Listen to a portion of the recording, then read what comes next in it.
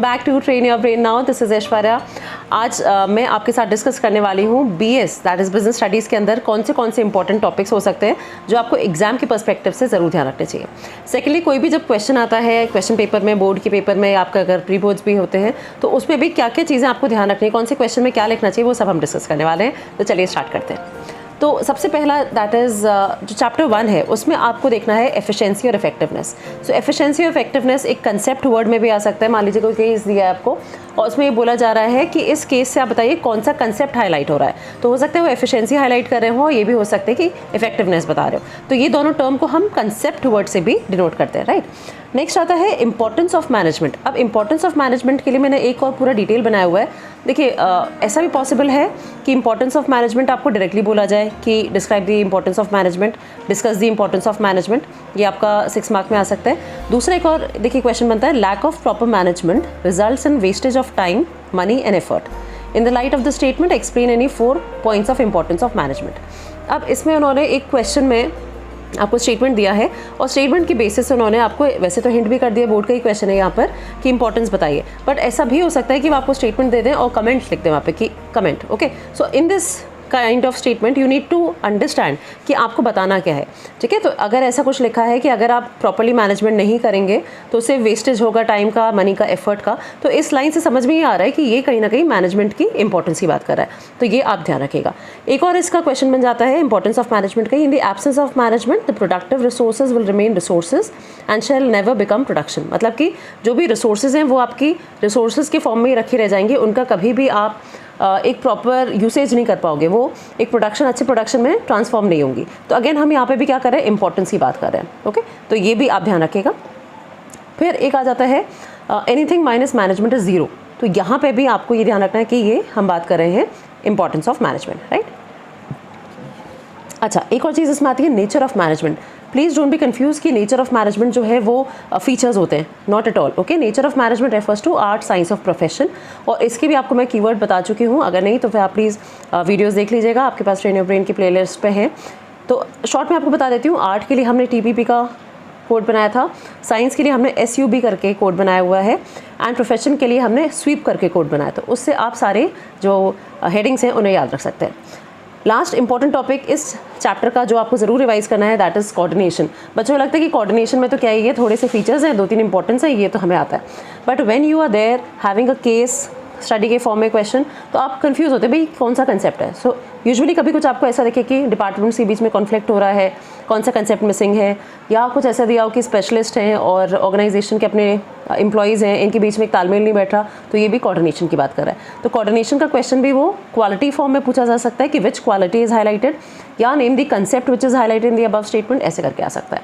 तो क्वालिटी या कंसेप्ट अगर वर्ड है तो आप समझ जाइएगा कि यहाँ पे कोऑर्डिनेशन को दिखा रहा है। अगेन यू हैव टू सी कि वो केस क्या है, तो केस भी आपको ज़रूर देखना है, केस के अकॉर्डिंगली आप एनालाइज करोगे, राइट। अच्छा, एक अगर क्वेश्चन आता है कैरेक्टरिस्टिक्स ऑफ मैनेजमेंट में, तो कैरेक्टरिस्टिक्स ऑफ मैनेजमेंट के लिए डायरेक्टली क्वेश्चन अभी तक जो पूछे गए हैं ज़्यादातर डायरेक्टली क्वेश्चन है। अगेन केस स्टडी जब आता है इंपॉर्टेंस ऑफ मैनेजमेंट में, अगर वो केस स्टडी आपको देता है तो आपको सबसे अच्छा तरीका क्या होता है करने का, जब भी आपने जैसे हाईलाइट कर लिया क्वेश्चन में, आपको पता चल गया ओवरऑल रीड करके कि इस केस स्टडी में आपसे इंपॉर्टेंस पूछा जा रहा है, राइट, या फीचर्स पूछे जा रहे हैं, तो पहले आप अपने कोड के अकॉर्डिंगली सारी हेडिंग्स साइड में लिखते जाइए क्वेश्चन के, मतलब जो आपके आंसर शीट है उसमें साइड में हेडिंग्स लिख लीजिए, and then you read the question. तो उससे क्या होगा, आपको दिखेगा अच्छा हाँ ये वाली हेडिंग मैच हो गई, ये वाली इधर मैच हो गई।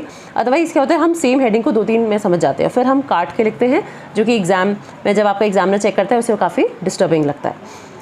अच्छा, सेकेंड हम बात करते हैं प्रिंसिपल्स वाले चैप्टर की। तो प्रिंसिपल्स ऑफ मैनेजमेंट में जो आपको बहुत अच्छी तरह से करना है that is significance of principles of management. एक और चीज़ यहाँ पे प्लीज़ ध्यान रखना कि जब आप क्वेश्चन पढ़ रहे हो प्लीज़ 2-3 बार क्वेश्चन को समझ के ही लिखो।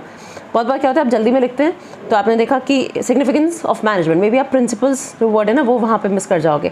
So don't do that blunder. आप प्लीज़ ध्यान रखिएगा कि प्रिंसिपल्स ऑफ मैनेजमेंट का पूछा है या मैनेजमेंट का सिग्निफिकेंस पूछा है। सिग्निफिकेंस मीन्स इंपॉर्टेंस, तो वो आपको अच्छी तरह से देखनी है। फिर एक जो क्वेश्चन बहुत बार आता है जो फ्योल की प्रिंसिपल्स है, 14 principles, they are usually asked in the form of MCQs। तो MCQ के फॉर्म में आपको दे दिया जाएगा, 4 ऑप्शन में से आप इजीली आइडेंटिफाई करें। अब यहाँ पे भी कुछ चीज़ें जो आपको अच्छी तरह से देखनी है दैट इज़ डिसिप्लिन। जैसे डिसिप्लिन की प्रिंसिपल में आपको 1-2 स्टेटमेंट्स बुक में मिलेंगे NCERT की, इसी तरह से अथॉरिटी की प्रिंसिपल में आपको मिलेंगी।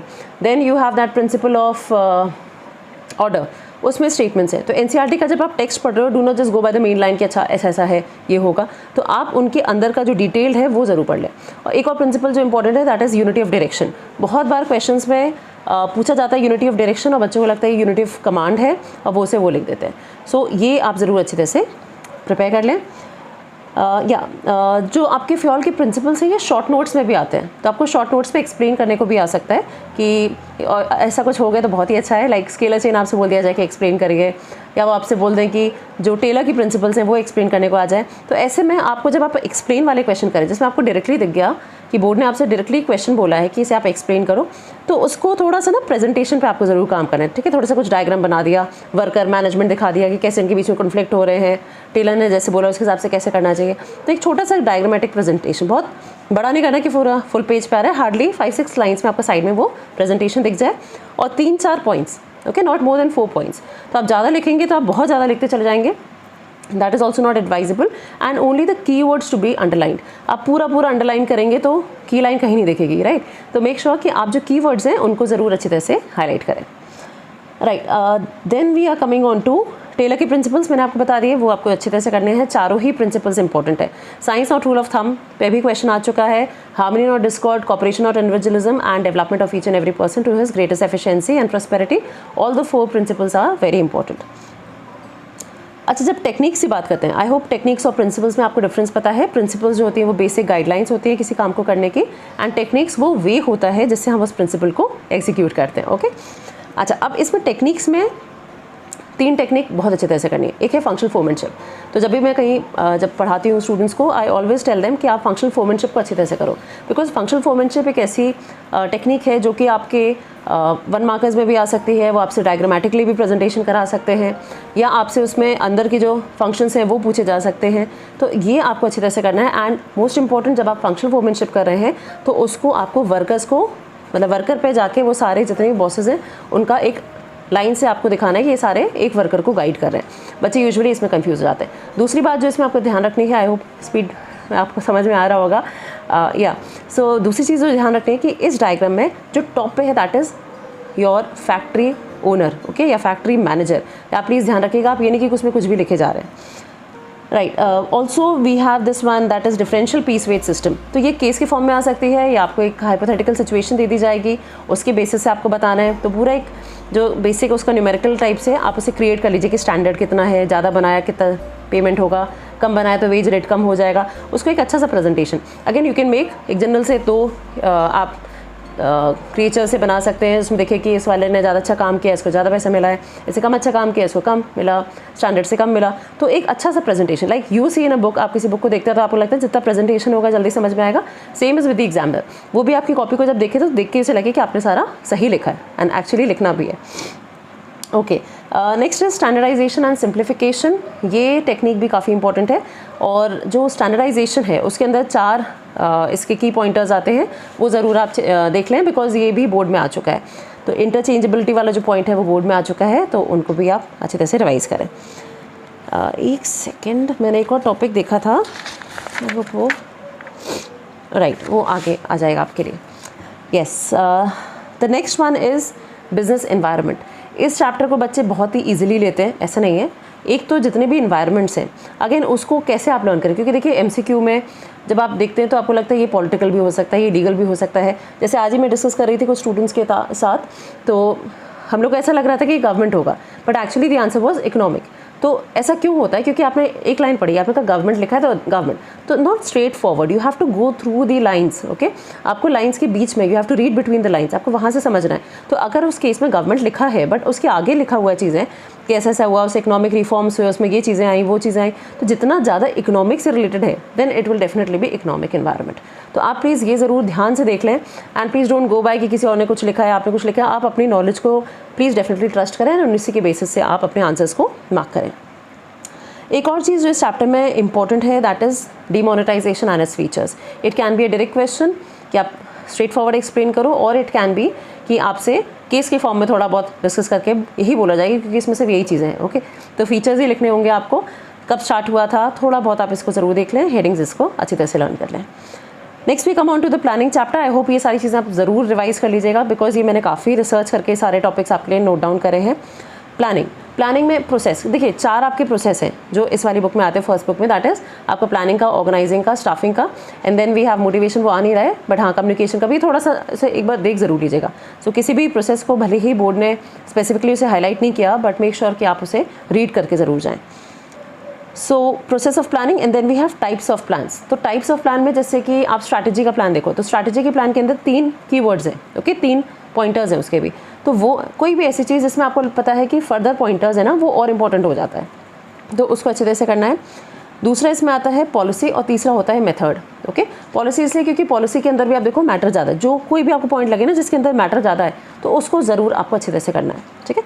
अच्छा, एक आता है इंटायर गैमेट वर्ड करके, तो बच्चा सोचता है पता नहीं क्या होता होगा, तो इंटायर गैमेट मतलब जिसमें सारी ही चीज़ें इनकम्पास हो रही है, तो ये कौन सा है, that type of plan is program. Okay, next we come on to organizing. अब ऑर्गेनाइजिंग चैप्टर लोगों को लगता है बहुत डिफिकल्ट है, it is the one of the most easiest chapter.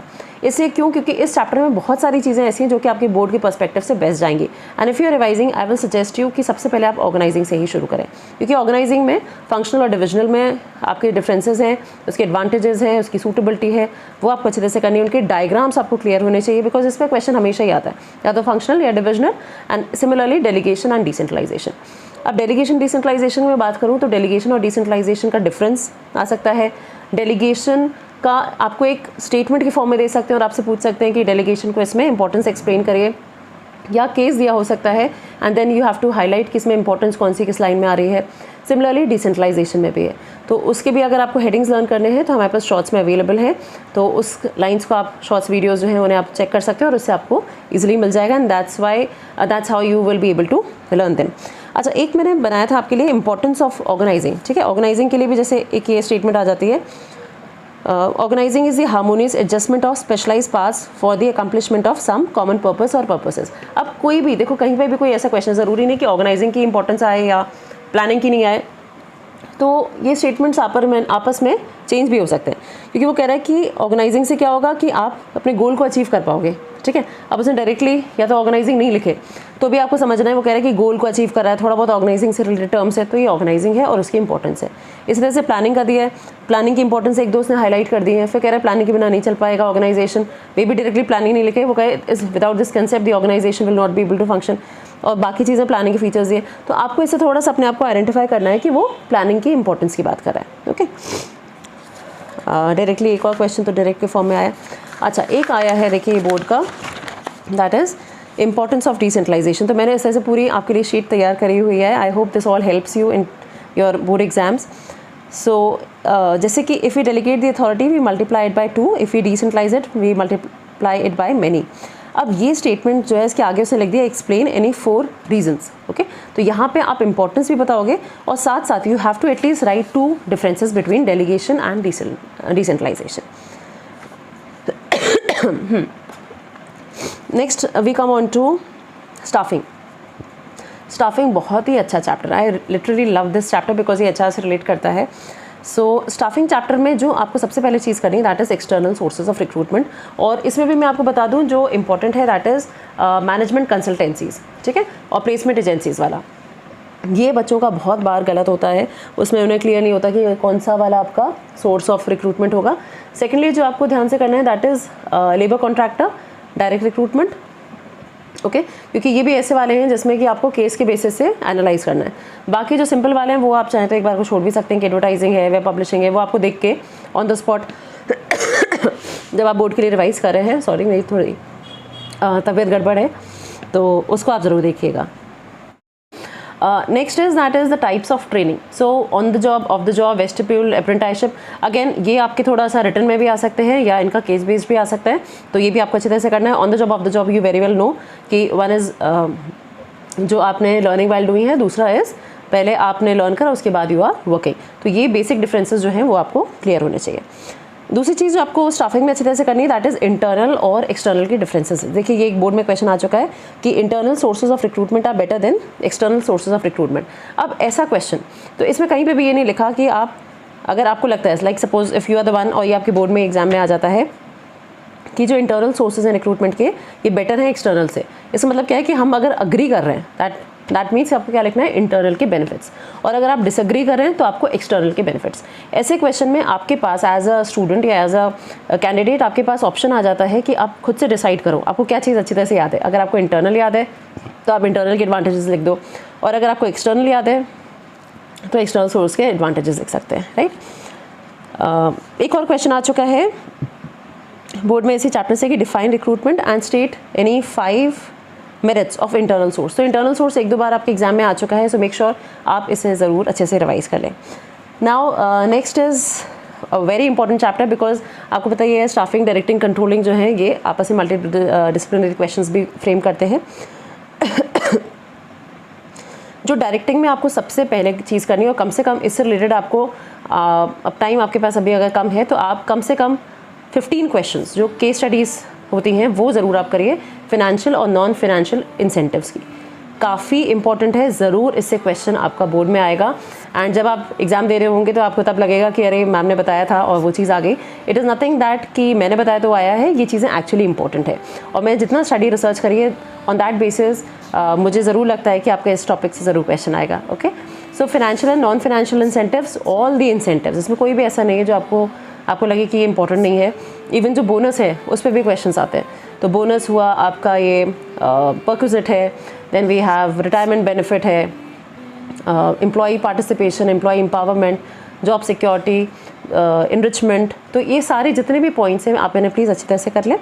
Then we have barriers. So barriers से related भी हमारे पास वीडियो है, वो आप अच्छी तरह से करें।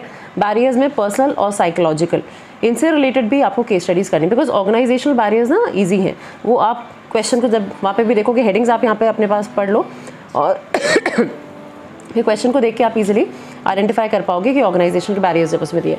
बट साइकोलॉजिकल आ जाता है, सिमेंटिक आ जाए तो थोड़ा सा टिपिकल होता है, तो इनके आपको अच्छी तरह से लर्न करने हैं। इसमें भी मैंने आपके लिए कोड बनाया हुआ है, तो आप शॉर्ट्स को एक बार चेक कर लीजिए, उसमें आपको कोड्स मिल जाएंगे। Then we have the Maslow theory. अब मैस्लो थ्योरी डायरेक्टली बनाने के लिए नहीं आ सकती है, जो मुझे लगता है वो भी आपको थोड़ा सा केस के फॉर्म में देंगे। And then definitely you have to understand कि कौन सा सोशल सिक्योरिटी नीड सेटिस्फाई हो रहा है या स्ट्रीम सेटिस्फाई हो रहा है, कौन सी हो गया कौन सा नहीं हुआ, या 3-4 लोगों के बारे में केस में दे दिया जाएगा। फिर आपसे पूछा जाएगा इसमें से कौन सी नीड को सेटिस्फाई कर रहा है, कौन सी नहीं कर पाया है। तो वो जो डायग्राम है पूरा आपका मैस्लो का, वो आपको पता होना चाहिए। साथ में उसके जो ऑर्गेनाइजेशनल पर्सपेक्टिव है और एक इंडिविजुअल लेवल का है, again that is there in NCERT, आप उसे अच्छी तरह से प्लीज़ कर लें। Okay, next styles of leadership. ये थोड़ा सा ईजी टॉपिक है, बट इसमें भी आपको एडवांटेज डिसएडवांटेज, एडवांटेज डिसएडवांटेज और इसी तरह से एडवांटेज डिसएडवांटेज तीनों ही styles, that is autocratic, democratic and laissez faire, तीनों का आपको अच्छी तरह से पता होना चाहिए कि इसमें आप क्या क्या लिखोगे। देन आफ्टर दिस चैप्टर, इस चैप्टर में भी जैसे मैंने कुछ क्वेश्चंस बनाए थे, जैसे कि आप देखो एक लिखा है directing is the heart of the management process, specifically दे दिया। अब आपने डायरेक्टिंग के फीचर्स भी पढ़े, okay, that is fact to be. अगर आपको नहीं क्लियर है तो आप डायरेक्टिंग के चैप्टर का वीडियो देख लीजिए। और अगर आपको पता है तो देखिए, हार्ट ऑफ मैनेजमेंट कभी भी बोले किसी भी आपके फंक्शन ऑफ मैनेजमेंट के लिए, सो हार्ट ऑलवेज है refers to the importance. Okay, तो आपको उस चीज़ का इम्पोर्टेंस यहाँ पे एक्सप्लेन करना होगा। फिर एक और क्वेश्चन बनता है कि every action in the organization is initiated through directing, explain any 4 points of importance of directing. अब वो कह रहे हैं कि ऑर्गेनाइजेशन में कोई भी काम होता है तो कोई भी एक्शन अगर हम ले रहे हैं तो वो डायरेक्टिंग के थ्रू ही हो रहा है। तो नेचुरली हम क्या बता रहे हैं, हम यहाँ पे डायरेक्टिंग की इंपॉर्टेंस की बात करें, तो अगेन ये आपको यहाँ पे ध्यान रखना है। Then this will be easy है। चलिए ठीक है, नेक्स्ट हम बात करते हैं कंट्रोलिंग चैप्टर की। कंट्रोलिंग चैप्टर 2 वैसे देखा जाए तो काफ़ी सिंपल और ईजी सा लगता है, बहुत सारा पार्ट इसमें बोर्ड में हट भी गया है, बट जो मैं आपको रिकमेंड करूँगी कि आप इसमें MBE और CPC को ज़रूर अच्छी तरह से पढ़ लें। सेकेंडरी रिलेशनशिप जो है प्लानिंग और कंट्रोलिंग का, that is evaluative, prescriptive, forward looking, backward looking, कैसे प्लानिंग जो है फॉरवर्ड और बैकवर्ड है और कैसे कंट्रोलिंग फॉरवर्ड और बैकवर्ड है, वो आप अच्छी तरह से लर्न कर लें। या controlling process, again controlling process काफ़ी इंपॉर्टेंट है, बिकॉज कंट्रोलिंग प्रोसेस में ना केस स्टडी आता है। तो केस स्टडी अगर आप करते हो तो उसके बेसिस से आप समझ पाओगे कि कौन सा उसने आपसे पूछा हुआ है, कौन सा स्टेप बताया है, कौन सा पूछा जा रहा है, वो आपको अच्छे तरह से करना है। कभी मैस्लो का बता रही थी, तो मैस्लो का नीड हायरार्की थ्योरी पे भी बोर्ड में क्वेश्चन आ चुका है कि Maslow need hierarchy theory is considered fundamental to understanding of motivation. अब मोटिवेशन के फीचर्स आपको पता होने चाहिए, वो भी जैसे हेट्रोजीनियस वाला खास तौर से काफ़ी इंपॉर्टेंट है।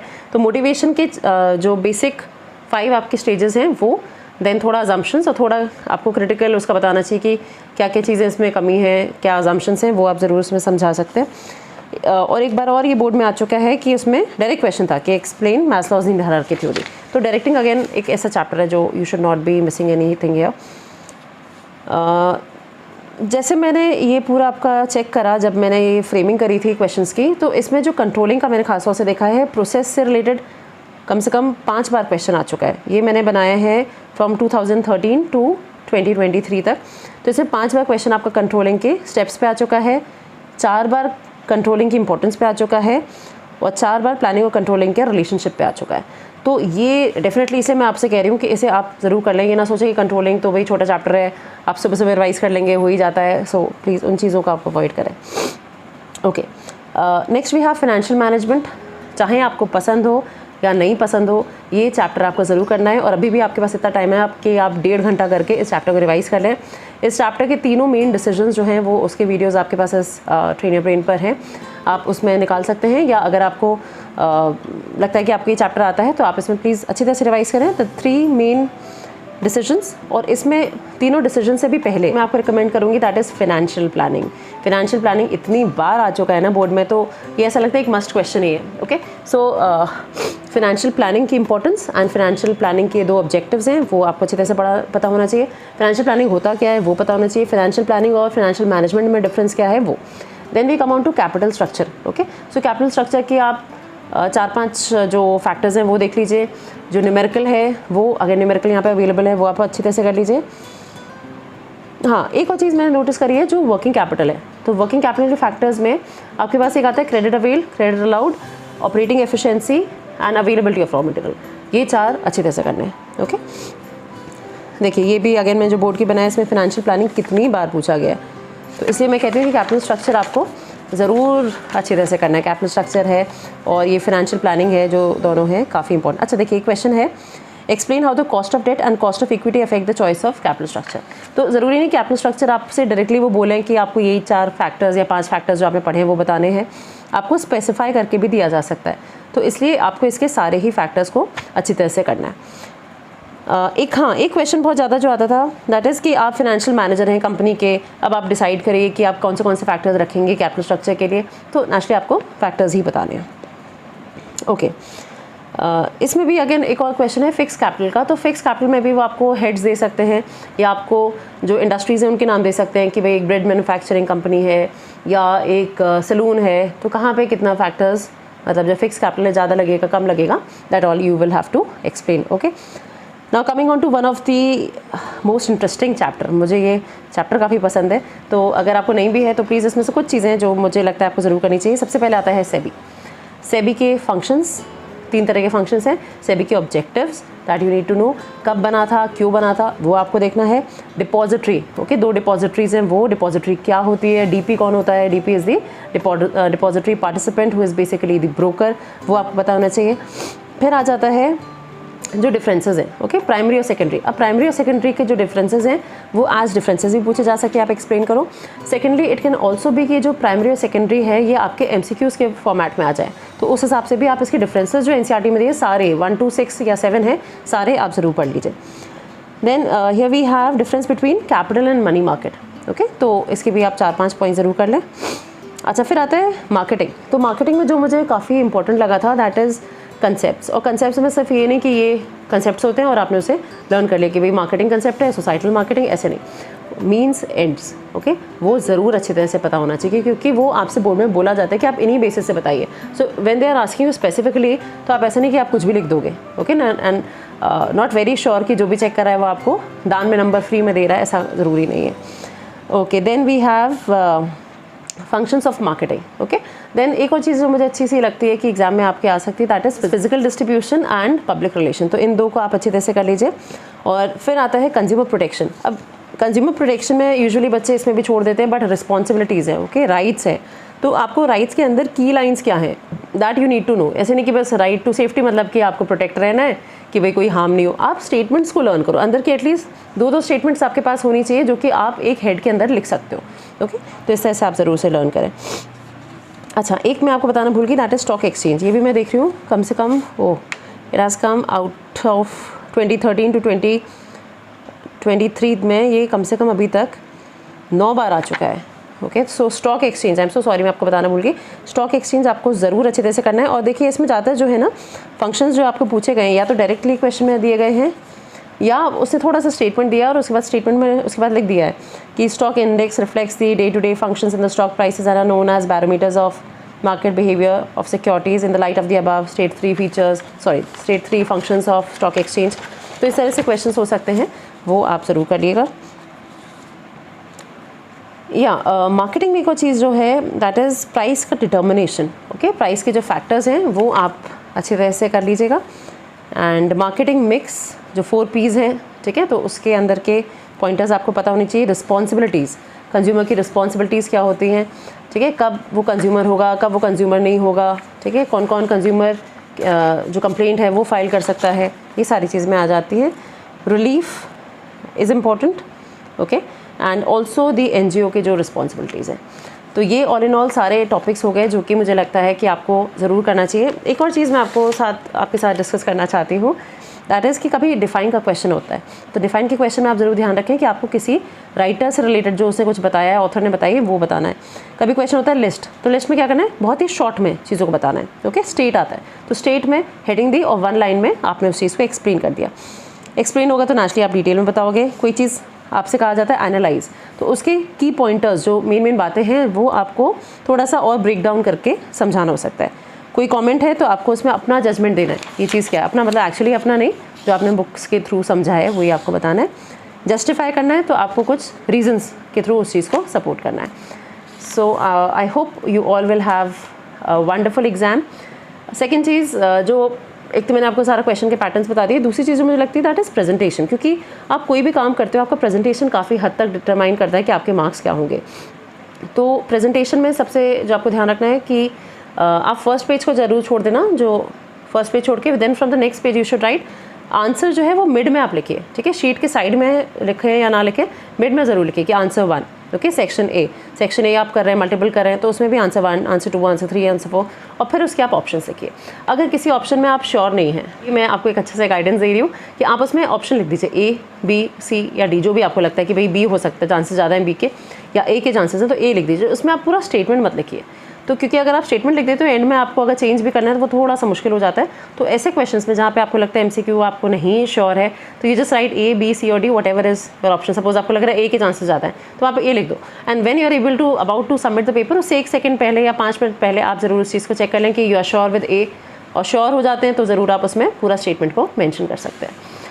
Next is that you should try to leave at least 2-3 lines after every answer, क्योंकि बाद में क्या होता है ना, बहुत बार आपको कुछ ना कुछ ऐड ऑन करने होते हैं कि ये स्टेटमेंट इसमें ऐड करना है या ये फैक्टर आपको कुछ बाद में याद आता है, आप पे टाइम बच गया तो आप कुछ ऐड करना चाह रहे हो, तो थोड़ा सा हर लॉन्ग आंसर के बाद give some space so that you can incorporate. Next is 6 marker questions and 4 markers को आप ज़रूर न्यू पेज से शुरू करें, ठीक है, चाहे पिछले पेज में आपके पास जगह बची भी हो तो न्यू पेज से एक अच्छी राइटिंग में उन चीज़ों को अटेम्प्ट करें and make sure that you finish your paper on time. All the very best, take care.